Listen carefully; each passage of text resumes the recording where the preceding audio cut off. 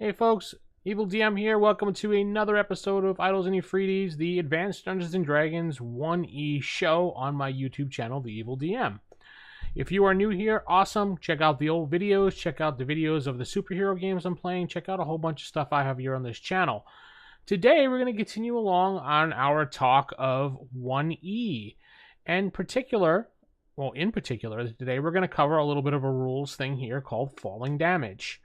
Falling damage, maybe some people have gotten confused over the years, and per the book, it actually is written to the fact that everybody thought it was one way, but it's actually another. And it was clarified in Dragon Magazine 70 by Frank Mentzer, who at the time says that anybody, and basically anybody that writes in the Dragon magazines, have the voice of authority over the game. And this was actually coming directly from Gary himself. So you know it is actually a factual ruling at the time.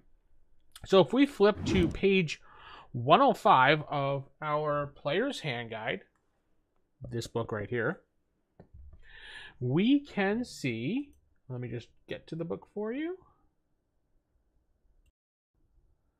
We can see that falling damage into pits, ledges, down shafts, and so forth will cause about damage, blah, blah, blah. And the damage computation is based on 1d6 for each 10 foot of distance fallen to a maximum of 20d6, plus or minus adjustments for the surface fallen upon.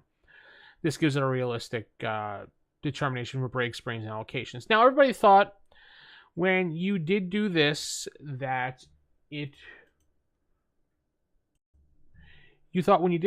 was just a straight up 1d6 for every 10 feet. So, 20 feet, it'd be 2d6, 30 feet, 3d6, 40, blah, blah, blah, so on and so forth.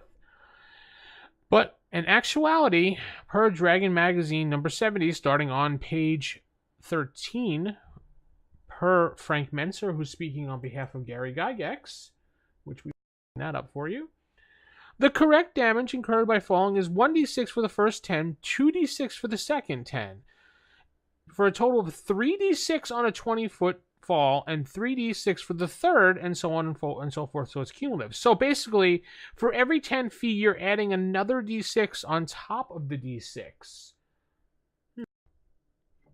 So 1d6 for 10 feet, 2d6 for 20 feet, plus the original 1d6, so that's 3d6 for 20 feet fallen, and so on and so forth going forward.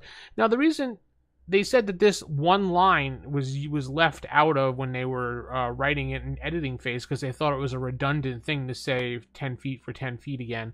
So they removed that line out of the book, and Gary was not aware of that. And while Gary Gygax is responsible for everything in his gaming books, he can't be responsible for every little tiny thing that the editors have taken out, because you have to trust people at certain times, and they thought it was a redundant error, so they just took it out. And he did not notice it until people started writing in and having all these questions regarding how this damage works. Now, when you're falling, it obviously, gravity and inertia adds up, so that's why they decided to do it this way, to make it a little more realistic on you.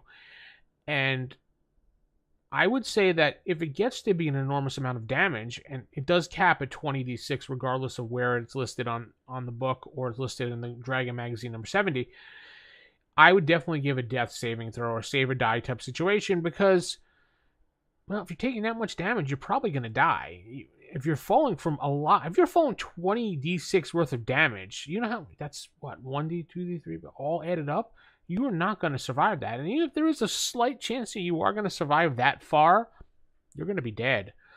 So what I've incorporated in my games when falling is that if you fall and you take a certain amount of hit point damage, you're still going to do a system shock, because you might break a bone, you might break your neck, who knows, things like that. But with the system shock, you're going to pass out if you take that much damage. At least if it's 50%, you could do it 25%. It's really up to you and your campaign. So that is falling damage. I just wanted to cover that right quick because a couple people had asked me about falling damage, and we were discussing it on the Wild Games Productions and OSR Gaming Discord server the other day, and I wanted to go over that because a lot of people take it that it's only 1d6 per level, 2d6, 3d, and just keeps going like that. When fact, it actually is a cumulative value and just keeps adding up and getting more deadlier as you go down the hole. You fall down the hole, pretty much.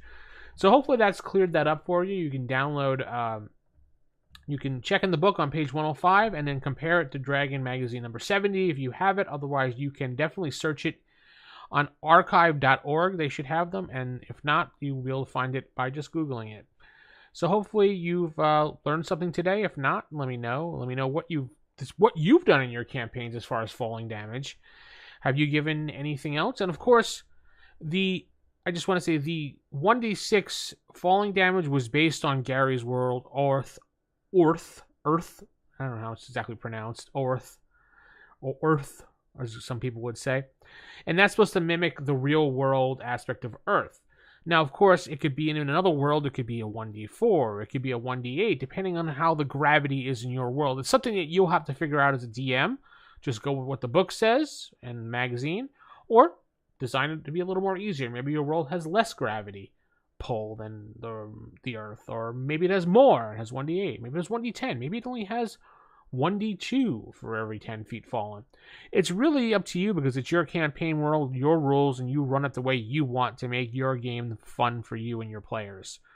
So, I mean, nobody wants to fall 30 feet and die, but if you're going to take that leap off a cliff and not have a feather fall or ring of flying or something like a potion, you're going to probably be dead if you're at a low level.